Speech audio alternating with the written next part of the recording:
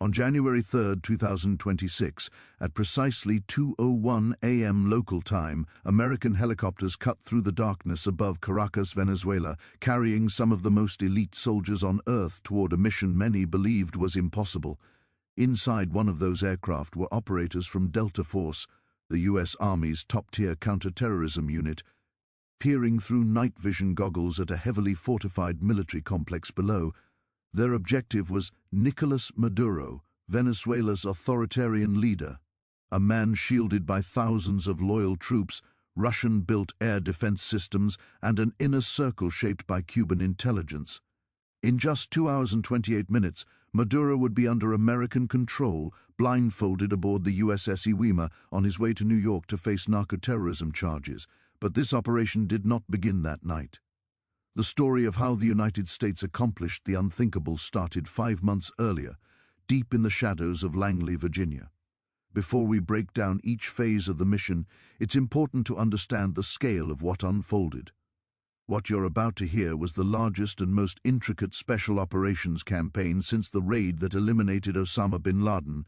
This is the complete story of Operation Absolute Resolve, told with precision, accuracy, and unprecedented detail about how the most powerful military on Earth captured a sitting head of state.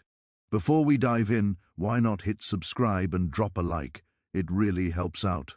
All right, let's keep going. In August 2025, newly confirmed CIA Director John Ratcliffe received authorization from President Donald Trump to conduct covert operations inside Venezuela. Within weeks, a small team of CIA operatives slipped across the Venezuelan border, beginning what would become the most significant intelligence penetration in Latin American history. Their mission was singular and precise: track Nicolas Maduro's every movement, map his security apparatus, and identify vulnerabilities in his protective cocoon. The CIA team established surveillance operations across Caracas, monitoring Maduro's pattern of life with the patience of predators stalking their prey through the jungle. They documented where he slept each night, what routes his motorcade traveled, which restaurants he frequented, and even the habits of his pets. General Dan Kane, chairman of the Joint Chiefs of Staff, would later reveal that American intelligence knew intimate details about Maduro's daily routine down to his meal preferences. But the CIA's most valuable asset was not electronic surveillance or satellite imagery. It was a human source embedded within Maduro's own inner circle.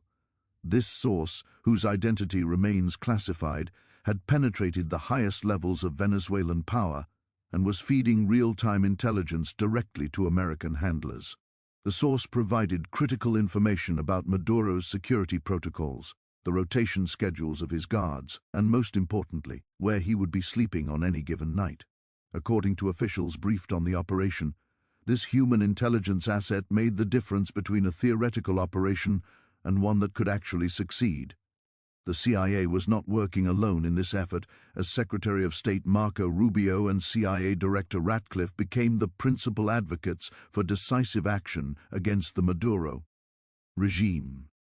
Throughout the fall of 2025, the intelligence picture became increasingly clear, revealing a dictator who rotated between safe houses but maintained a primary residence at Fort Tuna. Fort Tuna, officially known as Fuerte Tuna, is Venezuela's largest military complex, a sprawling installation in the heart of Caracas that serves as headquarters for the Venezuelan army. Within this fortress, Maduro had constructed a heavily reinforced residence featuring steel-reinforced doors, a panic room, and multiple escape routes designed to thwart exactly this type of operation. While CIA operatives gathered intelligence inside Venezuela, the United States began the largest military buildup in the Caribbean since the 1962 Cuban Missile Crisis. In September 2025, the Pentagon deployed the USS Gerald R. Ford, the world's largest and most advanced aircraft carrier, to waters north of Venezuela. The Ford Carrier Strike Group brought with it a complement of FA-18 Super Hornets, EA-18G Growler electronic warfare aircraft, and E-2D Hawkeye early warning planes. Simultaneously, the United States Southern Command began positioning destroyers, cruisers, and amphibious assault ships throughout the Caribbean Sea and Eastern Pacific Ocean. By late December, American forces in the region numbered approximately 15,000 personnel, a force far exceeding what would be necessary for the stated mission of counter-narcotics operations. The 161st Special Operations Aviation Regiment, known as the Night Stalkers, quietly deployed their specialized helicopters to forward operating bases in the Caribbean. These elite aviators based at Fort Campbell, Kentucky, are considered the finest helicopter pilots in the world, trained specifically for high-risk special operations insertions. Their aircraft included MH-60 Black Hawk variants modified for special operations, MH-47 Chinook heavy lift helicopters, and MH-6 Little Bird attack helicopters. The Night Stalkers had flown the missions that captured Saddam Hussein and killed Osama bin Laden, and now they prepared for their most politically sensitive operation ever. Meanwhile, F-22 Raptor stealth fighters deployed to Joint Base Langley Eustis began rotating through Puerto Rico, establishing a forward presence within striking distance of Caracas. F-35 Lightning, two stealth fighters from the Marine Corps, also arrived in Puerto Rico with 10 aircraft setting up operations at the former Roosevelt Roads Naval Station. B-1B Lancer bombers from Diaz Air Force Base in Texas began flying missions over the Caribbean, their presence detected by civilian flight trackers monitoring military movements. The official justification for this massive buildup was Operation Southern Spear, a counter-narcotics campaign targeting drug smuggling vessels traveling from Venezuela to the United States. Since September, American forces had struck at least 35 suspected drug boats, killing more than 114 people in what the administration described as attacks on narco-terrorists. But military analysts and foreign governments understood the true purpose, recognizing that the assembled firepower far exceeded anything required for interdicting drug shipments. On November 21, 2025, President Donald Trump picked up a secure telephone and placed a direct call to Nicolas Maduro, initiating the final diplomatic phase before military action. During a 15-minute conversation, Trump delivered an ultimatum that left no room for misinterpretation. Resign immediately. Leave Venezuela with your family or face the consequences. Trump offered Maduro safe passage out of the country, suggesting exile in Russia or China, and reportedly offered to allow him to retain up to $200 million of personal assets. According to sources familiar with the call, Maduro seemed to waver, coming close to accepting the offer before making demands that would prove unacceptable to Washington. Maduro demanded blanket amnesty for himself, his wife Celia Flores, and approximately 100 top officials accused of drug trafficking, corruption, and human rights violations. He also insisted on maintaining some control over Venezuela's armed forces during any transition, a condition reminiscent of the 1991 Nicaraguan transition under Violeta Chamorro. Trump rejected these conditions, reportedly giving Maduro 1 week to leave Venezuela voluntarily before military options would be executed. That deadline expired on Friday, November 28th, and Maduro responded not with surrender but with defiance, holding rallies and denouncing American imperialism before cheering crowds. Speaking at Miraflores Palace on December 1st, Maduro told thousands of supporters that Venezuela wanted peace, but only peace with sovereignty, equality, and freedom. He declared that his country would never accept what he called a slave's peace, rejecting any suggestion of capitulation to American pressure despite the armada off his shores. Trump later recalled that Maduro came close to surrendering, adding that after the capture, the Venezuelan dictator surely wished he had taken the deal when it was offered. With diplomatic options exhausted, the Pentagon shifted into final preparation mode, activating the most intensive mission rehearsal cycle since Operation Neptune Spear killed bin Laden. At a classified facility in the United States, Delta Force operators practiced their assault on a full-scale replica of Maduro's residence constructed based on CIA intelligence. This mock-up included the steel-reinforced doors, the layout of hallways and rooms, and the exact dimensions of the panic room that Maduro would attempt to reach during the raid. President Trump would later describe this replica to Fox News, noting that it featured all the same steel everywhere, replicating the fortress-like protection Maduro believed would save him. The operators rehearsed breach techniques, room-clearing procedures, and extraction protocols dozens of times until every movement became muscle memory, requiring zero conscious thought. General Kane explained the preparation philosophy in a press conference, stating that they trained not to get it right, but to ensure they could not possibly get it wrong. Special equipment was prepared for the mission, including what Trump described as massive blowtorches capable of cutting through the reinforced steel doors protecting Maduro's safe room. The FBI's hostage rescue team was integrated into the operation to provide the legal authority for formally arresting Maduro once Delta Force secured him. This arrangement allowed the administration to characterize the mission as a law enforcement operation with military support rather than a purely military action. By Christmas 2025, President Trump approved the operation in principle, though the exact execution date will depend on weather conditions and final intelligence confirmation. The original plan called for execution on New Year's Eve, but meteorological conditions over the Caribbean and the mountains surrounding Caracas forced a postponement. Throughout the holiday week, Delta Force operators and Night Stalker pilots remained on standby aboard ships and at forward bases, waiting for the order that would launch them into history. Operation Absolute Resolve represented the largest synchronized special operations mission in American history, coordinating assets across every domain of modern warfare. The United States Air Force contributed F-22 Raptor stealth fighters, the world's most advanced air superiority aircraft capable of evading the most sophisticated radar systems. F-35 Lightning, two stealth fighters from both the Air Force and Marine Corps, provided additional strike capability, combining air-to-ground attack power with advanced electronic warfare. B-1B Lancer bombers flying from bases in Texas would deliver precision-guided munitions against Venezuelan military infrastructure and air defense installations. The Navy's contribution included carrier-based FA-18 Super Hornets and EA-18G Growlers, the latter specifically designed to jam and suppress enemy radar and communications. Surveillance and reconnaissance assets included E-2D Hawkeye airborne early warning aircraft and what appeared to be the classified RQ-170 Sentinel stealth drone spotted over Caracas. United States Cyber Command activated its most sophisticated capabilities, preparing to penetrate Venezuelan military networks and disable critical communications infrastructure. The Army's Delta Force provided the ground assault element with operators trained specifically for direct action missions and the capture of high-value targets.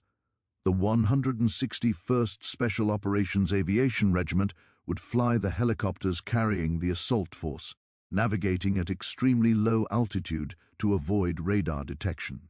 Navy destroyers positioned offshore stood ready to launch Tomahawk cruise missiles against diversionary targets, creating chaos to mask the true objective of the operation.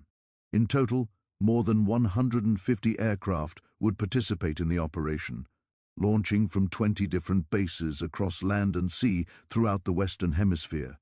The Venezuelan air defense network that American forces would have to penetrate represented billions of dollars of Russian and Chinese military technology layered across the country. The backbone of Venezuela's ground-based air defense was the S-300 VM system known by NATO as the SA-23 Gladiator, purchased from Russia for approximately $1 billion. This mobile anti-aircraft and anti-ballistic missile system could theoretically engage targets at ranges up to 200 kilometers and altitudes up to 30 kilometers. Supporting the S-300 VM were Buk M2E medium-range surface-to-air missile systems mounted on wheeled chassis for rapid relocation and independent operation. Short-range defense was provided by Pantsir S-1 systems, which Russia had delivered as recently as October 2025, combining 30mm cannons with radar-guided missiles. Older S-125 Pechora 2 million systems, upgraded versions of a Soviet-era design, provided additional low-altitude coverage around critical installations. Chinese technology formed the nervous system of this defense network, with JY-27 early warning radars and JY-1 surveillance radars, theoretically capable of detecting stealth aircraft.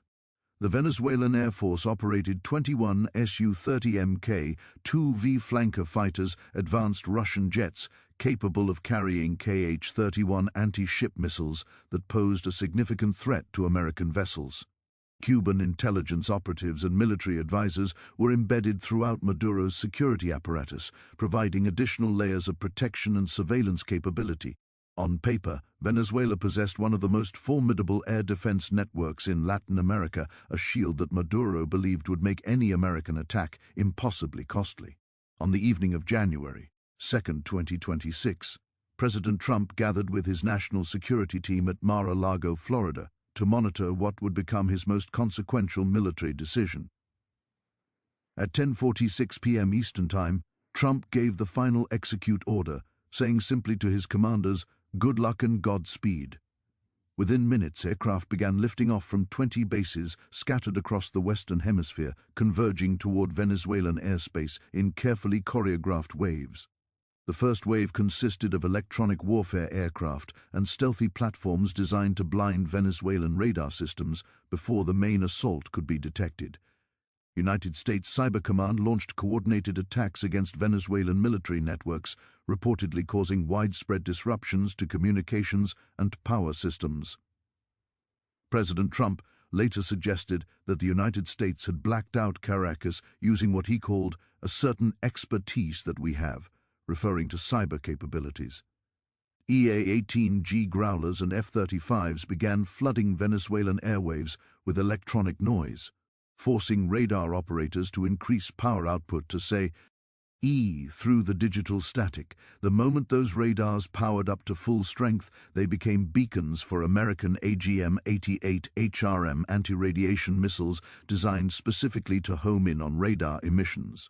Within minutes, 12 major radar installations across northern Venezuela went dark, their operators either killed or forced to shut down to avoid destruction. F-22 Raptors established air superiority over Caracas, their stealth characteristics making them virtually invisible to any surviving Venezuelan detection systems. Venezuelan Su-30 pilots who attempted to scramble from Valencia Air Base received radio warnings in Spanish: "Return to base immediately or you will be destroyed." Facing the reality of American fifth-generation fighters already dominating their airspace, the Venezuelan pilots wisely chose discretion over valor and returned to their hangars. At 2 a.m. local time, Tomahawk cruise missiles launched from Navy destroyers began impacting targets across northern Venezuela, creating spectacular explosions visible for miles. Ammunition depots at Fuerte Tuna military base erupted in secondary explosions, the night sky illuminated by cascading fireballs that convinced many civilians an invasion had begun. Fuel storage facilities at La Guaira port were struck, sending columns of black smoke rising into the pre-dawn darkness and drawing military response teams toward the coast. General Isimo Francisco de Miranda Air Base, located in eastern Caracas, received precision strikes that cratered runways and destroyed aircraft maintenance facilities. These strikes were not designed to cause mass casualties, but to create maximum confusion, drawing Venezuelan military attention away from the true objective. Air raid sirens wailed across Caracas as panicked civilians fled to shelters, basements, and subway tunnels. Convinced that a full-scale American invasion was underway, Venezuelan military units rushed toward the explosions on the city's periphery, exactly as American planners had intended, leaving Maduro's compound with reduced protection. Defense Minister Vladimir Padrino Lopez later reported that American combat helicopters fired rockets and missiles in urban areas during these diversionary operations. While explosions rocked the outskirts of Caracas, helicopters from the 161st Special Operations Aviation Regiment crossed the Venezuelan coastline, flying at barely 100 feet above the waves. The pilots navigated through mountain passes using terrain following techniques using the very geography that Venezuela believed would protect its capital as concealment. At 2 a.m. local time, the lead helicopter carrying Delta Force operators reached the perimeter of Maduro's compound within the Fort Tuna military complex. Venezuelan ground forces opened fire on the approaching helicopters, striking one aircraft, but failing to bring it down as the armored machine continued its mission. The American helicopters returned fire with overwhelming force, their door gunners and accompanying attack helicopters suppressing defensive positions around the compound. Fast ropes dropped from hovering helicopters as Delta Force operators descended onto the compound grounds, their movements rehearsed to perfection over months of preparation. Inside his residence, Maduro awoke to the sound of explosions and gunfire, immediately understanding that the moment he had feared for years had finally arrived. He attempted to reach his steel-reinforced safe room, the panic room designed specifically to protect him until rescue forces could arrive. But Delta Force operators moved with speed that Maduro could not match, breaching doors with explosive charges and flooding rooms with overwhelming tactical precision. They intercepted Maduro before he could reach the safe room door, tackling the Venezuelan president and securing him with flex cuffs in seconds. His wife, Celia Flores, was secured separately as FBI agents accompanying the assault force formally placed both under arrest on charges of narratism conspiracy.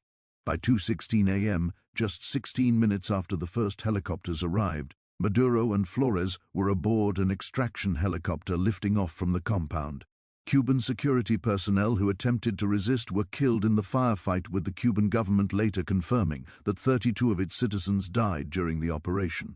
The extraction helicopters raced north across the Caribbean, escorted by fighter jets and attack helicopters, providing continuous protective coverage. By 3:29 a.m. Eastern Time, General Carr confirmed that the helicopters carrying Maduro had crossed into international waters beyond the reach of Venezuelan retaliation.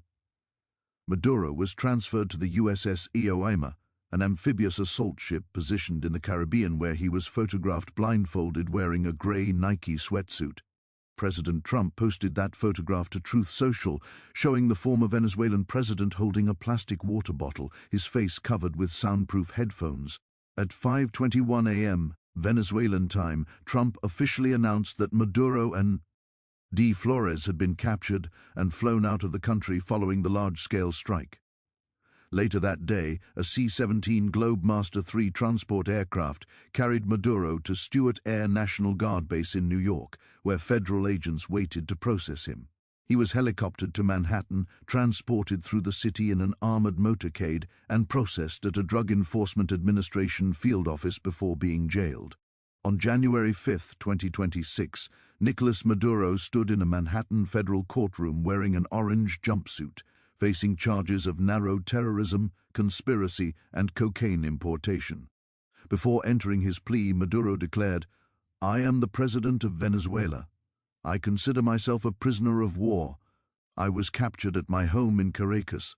Both Maduro and his wife pleaded not guilty to all charges, with the judge ordering them held without bail pending trial scheduled for later in 2026. The Russian-made air defense systems that were supposed to protect Venezuela had failed completely, unable to stop a single American aircraft during the entire operation. Military analysts noted that the S-300 VM systems were designed for a different era of warfare. Incapable of countering the worked electronic warfare, heavy American assault. The success of Operation Absolute Resolve demonstrated the overwhelming superiority of American military technology and the irreplaceable value of human intelligence on the ground. President Trump declared that no nation in the world could achieve what America achieved that night, calling it one of the most stunning displays of military power in history. The operation that captured Nicolas Maduro lasted just 2 hours and 28 minutes from first strike to extraction confirmation, rewriting the rules of modern special operations. The operation proved one thing: with precise intelligence, meticulous planning, and overwhelming force, even the most heavily guarded targets in the most secure locations are not untouchable. It also sent a clear and unmistakable message to dictators, terrorists, and narcotics traffickers worldwide. When American justice arrives, it comes suddenly and without mercy. If you found this perspective insightful, consider subscribing. I'd love to hear your thoughts. Drop a comment below. I read every single one. Thank you for watching.